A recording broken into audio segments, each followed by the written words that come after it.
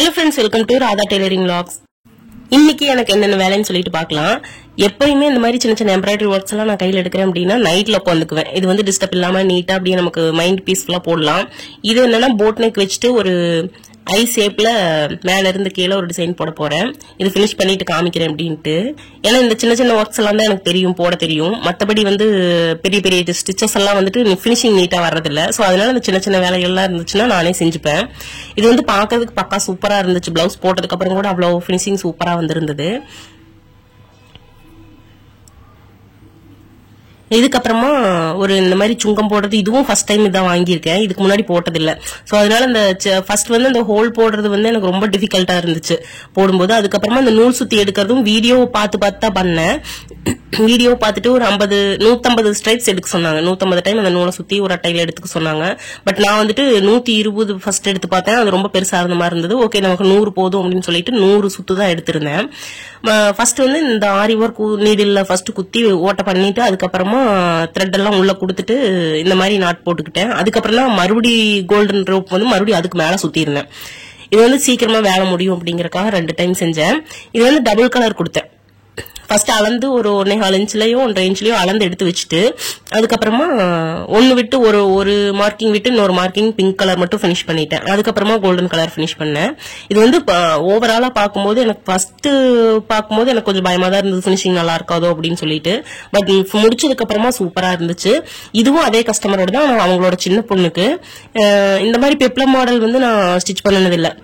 இதை first time இதுவும் stitch பண்றேன். நார்மல் பட்டு பாவாடை ஸ்டிச் பண்ணிருக்கேன். பட் இந்த மாதிரி பெப்ளம் வச்சு ஸ்டிச் பண்ணதில்லை. இதுவும் இதே கிளாத்ல கேட்டிருந்தாங்க, சேம் கிளாத்ல. ஆனா பார்டர் யூஸ் பண்ணிட்டேன். பட் அதுவும் பாக்குறதுக்கு கியூட்டா நல்லா தான் இருந்துச்சு. இந்த பாவாடை வந்து அவங்களோட பெரிய பொண்ணுக்கு.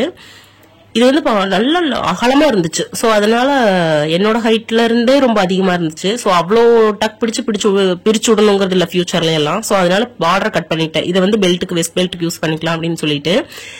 இது வந்து ப்ளீட் எடுக்கும்போது நம்ம ஒவ்வொரு வாட்டியும் மெஷர் பண்ணிட்டு இருப்போம்ல, அந்த வெஸ்ட் ரவுண்ட் கரெக்டா வந்துருச்சா, முடிஞ்சுதா, இல்ல ப்ளீட்ஸ் அதிகமா வருதா அப்படின்னு சொல்லிட்டு மெஷர் பண்ணிட்டு இருப்போம். சோ அது வந்து டேப் எடுக்காம இருக்கிறதுக்காக மெஷின்ல மார்க் பண்ணிட்டேன். ஒரு வாட்டி அளந்துட்டு ஃபுல் வெஸ்ட் ரவுண்ட வந்து அளந்துட்டு மெஷின்ல மார்க் பண்ணிக்குவேன். மெஷின்ல மார்க் பண்ணிட்டோம் அப்படின்னா நமக்கு வந்து ஈஸியா இருக்கும். ஒரு டைம் எடுத்துட்டு மெஷின்லயே வச்சு பாத்துக்கலாம். ஒரு டைம் டேப் எடுத்து துணியை இழுத்து பிடிச்சு வைக்கணுங்க அப்படிங்கிற அவசியம் இருக்காது. இது சின்ன சைஸா இருந்ததுன்னா வச்சு பாக்குறதுக்கு ஈஸியா இருக்கும். ஒரு டைம் அளவு எடுக்கும்போது ஈஸியா இருக்கும். இது வந்து பெரிய சைஸ் பாவாடை அப்படிங்கறதுனால நமக்கு வந்து இந்த ஐடியா யூஸ் பண்ணிக்கலாம். இப்ப நீடில் இருந்து 1/4 ரெஸ்ட் மார்க் பண்ணிக்கிறேன். அப்ப ப்ளீட்ஸ் வைக்கும் போதே நமக்கு தெரிஞ்சிடும் எவ்வளவு வைக்கிறோம், கரெக்டா வச்சிருக்கோமா, ப்ளீட்ஸ் கொஞ்சம் அதிகமா போகுதா அப்படின்னு சொல்லிட்டு.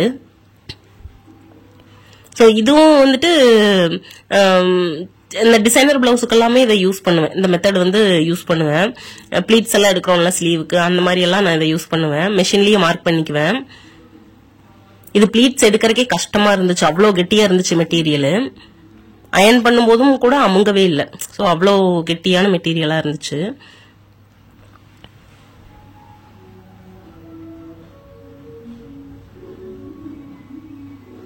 இதுல வந்து இடையில நூலுக்கு ஏதாவது வந்து போச்சுன்னா தான் தலைவலியா இருக்கும். நம்ம ப்ளீட்ஸ் எடுக்கிறதே பெரிய வேலை. இதுல நூல் வந்துருச்சு அப்படின்னா பெரிய தலைவலியா தான் இருக்கும். இருந்தாலும் பரவாயில்ல அப்படின்னு ஸ்டிச் பண்ணிட்டு இருக்கேன்.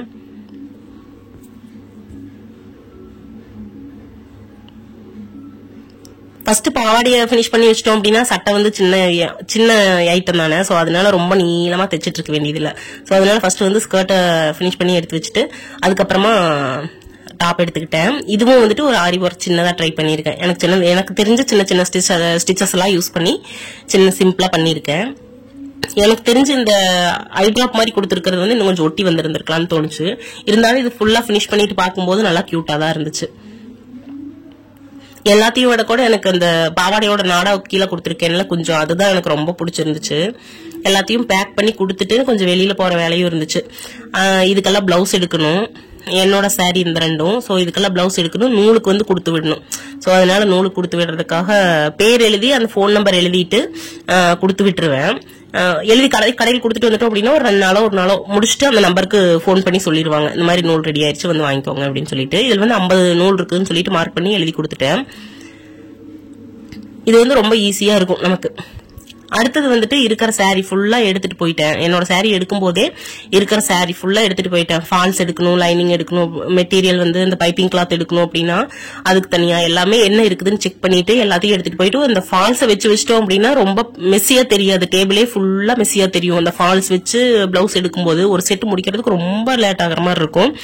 ஒரு நாள் கொஞ்சம் டயர்டா இருக்கிற டைம்ல எல்லாம் இந்த மாதிரி ஃபால்ஸ் வைக்கிற வேலையெல்லாம் எல்லா சாரிக்கும் பினிஷ் பண்ணி வச்சுட்டோம் அப்படின்னா, ஏன்னா ஃபால்ஸ் எல்லாம் தண்ணியில போட்டு அயன் பண்ணுங்கிறதுல காட்டன் ஃபால்ஸ் வர்றது இல்லை. பெரும்பாலும் நானே எடுத்துக்கிறதுனால சிந்தட்டிக் ஃபால்ஸே எடுத்துப்பேன்.